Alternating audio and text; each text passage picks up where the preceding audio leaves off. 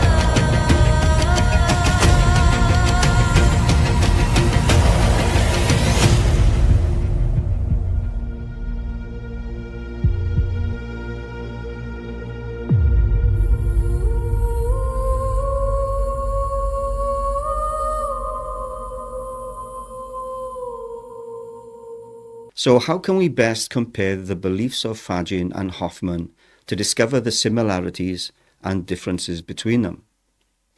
Now this is where we must use our imaginations.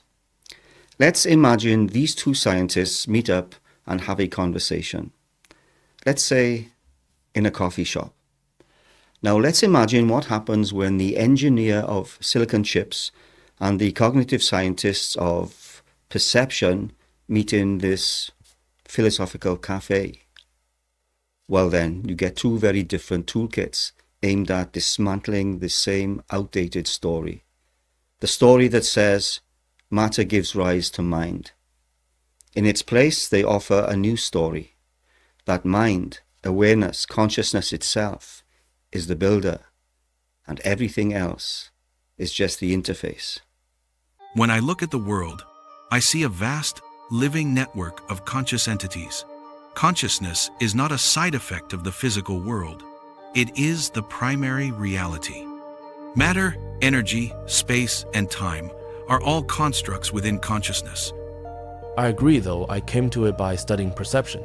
The physical world you see is like the desktop on your computer, colorful icons that hide the complex reality of circuits and voltages. Evolution didn't shape our senses to reveal reality, it shaped them to keep us alive. Truth was never the goal, survival was. Exactly. The brain, the senses, the body, they're part of the virtual reality, created by consciousness for experience and interaction. We're not prisoners of the body, but prisoners in it, until we realize it's just an avatar. In my framework, the avatar is your interface.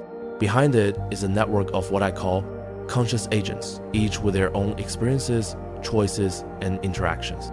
Physical objects, as we perceive them, are just symbols those agents use to communicate. And I would add that those agents are expressions of a deeper unity, a single source that differentiates into individual points of awareness. Our task is to remember that unity, even as we play inside the illusion. For me, the next step is to formalize this. We can build mathematical models of conscious agents, precise, testable theories that might replace the physics of particles and fields. We can describe reality as an evolving network of consciousness, not as space and time filled with objects. Mathematics may map the structure, but direct experience is what confirms the truth. My path was shaped as much by mystical insight as by logic. And mine by empirical research. Yet here we are from different roles, standing in the same place. Consciousness first, physical reality second. Hoffman argues that our perception is not a transparent window on reality, but a finely tuned illusion generator. He actually ran computer simulations based on evolution, where truth-seeing organisms competed with fitness-seeing organisms. The result? Organisms that saw truth lost every time. Organisms that saw only what was useful for survival thrived. In other words, perception evolved not to tell us what's real, but to give us just enough of a survival heads-up display. For example, a ripe fruit looks red and inviting, not because redness is fundamental, but because it's evolution's way of nudging us to eat it at the right time. And the key point here is that what you see is not reality. It's a survival shortcut, as in the kind of shortcuts on a desktop. Hoffman's most famous metaphor is the desktop interface on a computer. The little brown folder on your screen is not literally a folder. It's a simplified symbol that hides the complex voltages and circuits underneath. If you had to deal with the circuitry directly, well, you'd be overwhelmed. So the system hides it behind an icon. Likewise, our perception of objects, space and time are icons, convenient user-friendly symbols, not the thing itself. Hoffman pushes this further. He says that even you, your body, your sense of self, is an icon in the interface. You are not the skin bag you see in the mirror. That's just the user icon your deeper consciousness uses to interact with the world. It's an avatar. Now this makes life sound almost like a multiplayer virtual reality game, doesn't it? We're all navigating a shared interface, never seeing the true hardware, just symbols designed for interaction. And Hoffman doesn't stop at metaphor. He's trying to mathematically model consciousness itself. He proposes that the universe is composed of conscious agents, the basic units of awareness, me and you. Each agent has two fundamental capacities, to experience and to choose. And these agents interact with one another, passing experiences back and forth. And his goal is to build a mathematical framework where, instead of particles interacting in space-time, you have conscious agents interacting in a network. Space and time themselves then emerge as convenient constructs, much like the desktop interface. And this is quite radical. He's essentially proposing a new physics, but starting with mind instead of matter. Think of it this way. Physics describes particles and forces. Hoffman wants to describe agents and experiences, and then see if physics tumbles out of that. So let's put it together. Perception equals survival hacks, not truth. Interface or avatar equals the virtual reality icons we navigate in. Conscious agents equals the hidden code behind the icons, the true players in reality's game. So Hoffman begins with a plainly simple question. What is perception really showing us? Common sense says that our eyes and ears reveal the truth of the world, that we see reality as it is.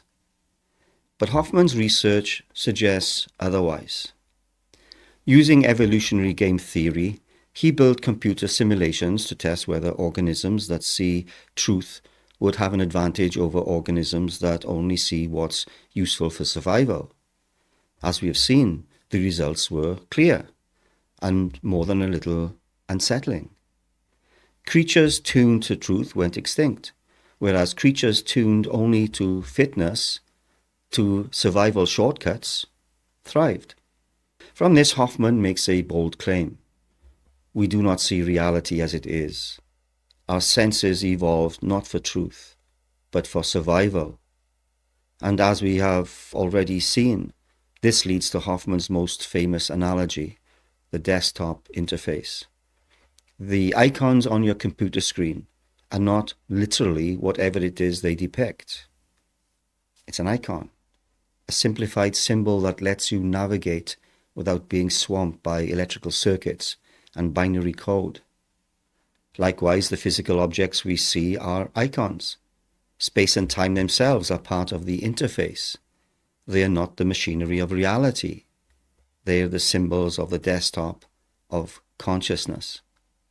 So even us, our bodies, our reflections in the mirror, our very sense of self is just another icon, an avatar your deeper consciousness uses to play the game.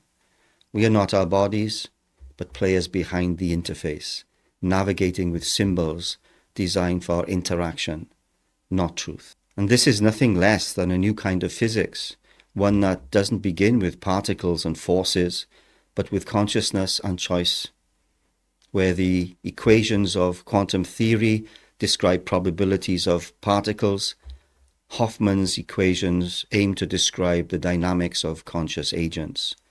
In his words, space-time is doomed.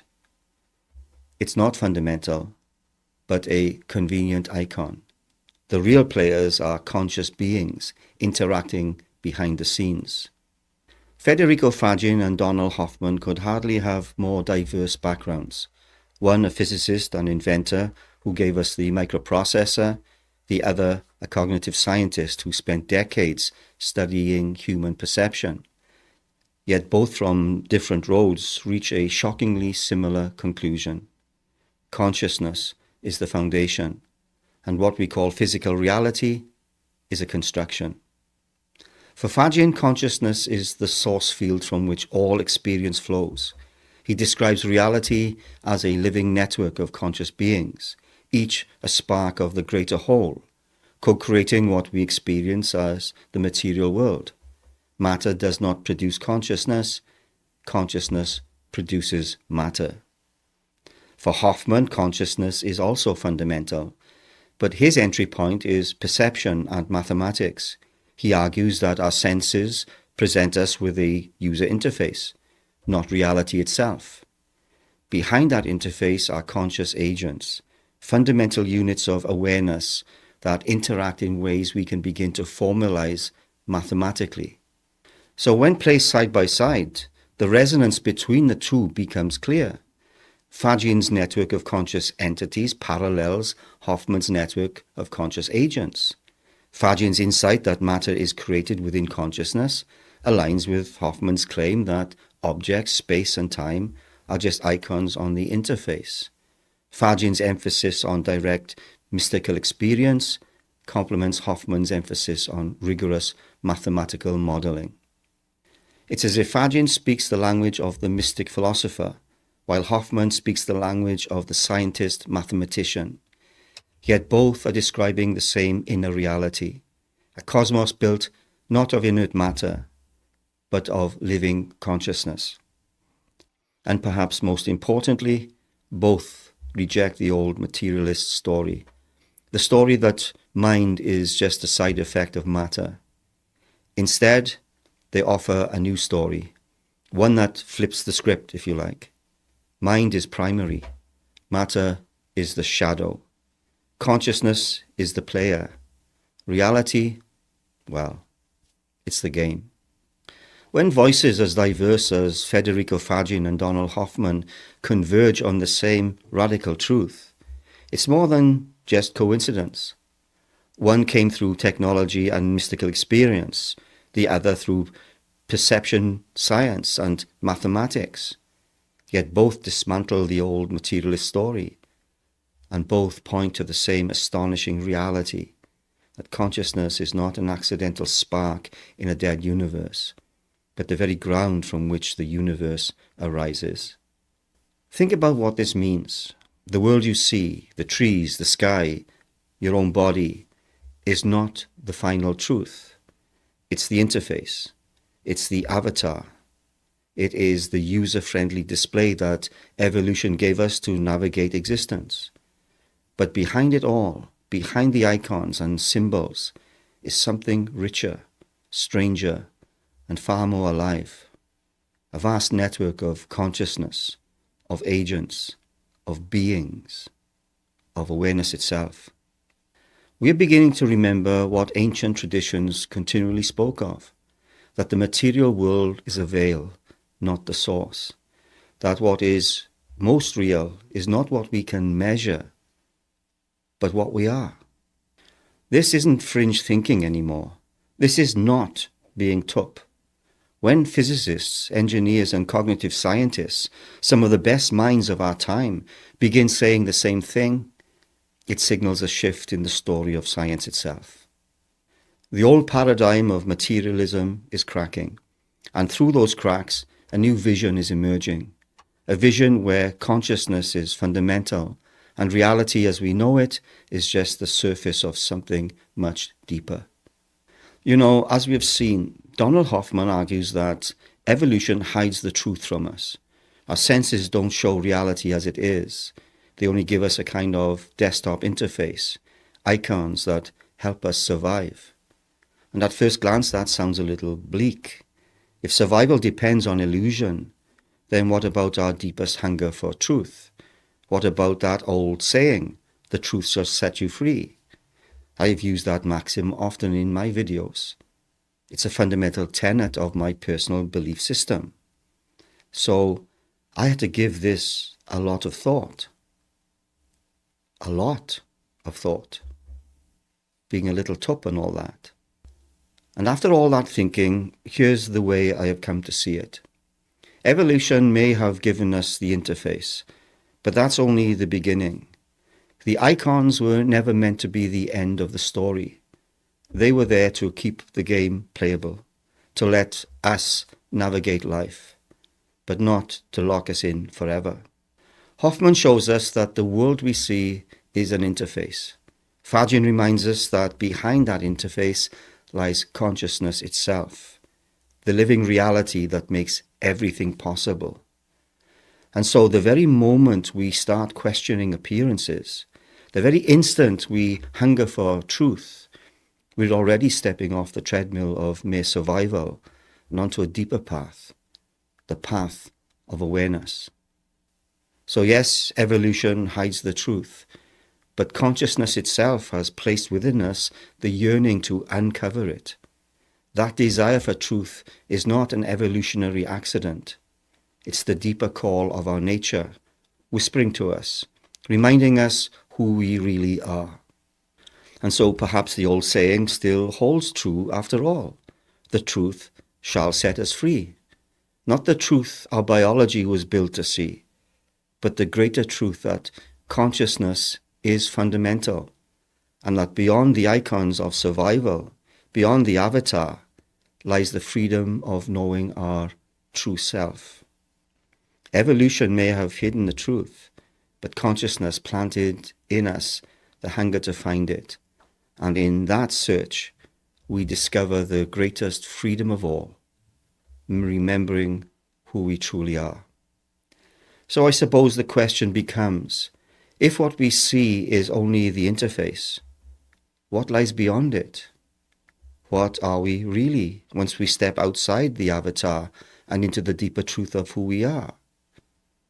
And that, my friends, is where the journey leads next. Until then.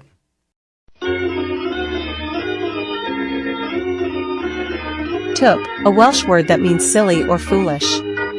It's often used in a playful, affectionate way to describe someone who's being a bit goofy or absent-minded. It's not harsh at all, just a gentle teasing way to say, you're being a bit tup.